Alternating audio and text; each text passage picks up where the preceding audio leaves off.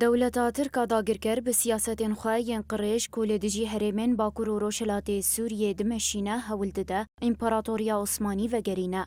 هفسروک تفگرا جواکا دموقراتیک تفدمه حسین ولو دیار کر که دولتا ترکا ارمانج دکه بوان ایریشان لدجی هرمه میساقا ملی پیک بینه.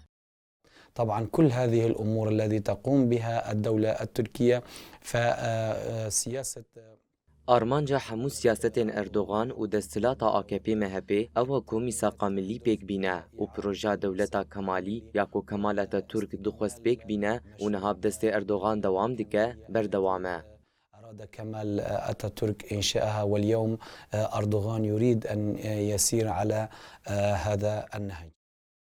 هروها حسین ولو دست نشان کر که دولتا ترک هول دده پروژه نتویا دموقراتیک تک ببه.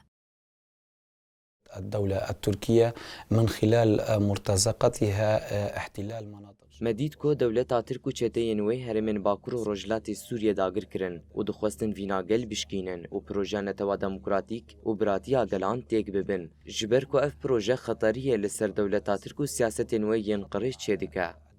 التركية وسوف يهدد سياستها الفاشية. هرچی قاس دولتا ترکا داگرکر و چتeyên wê êrîşên xwe li dijî herêmê girantir bikin, lê bi saya şervanên herêmê hemû hewildanên wan têk diçin.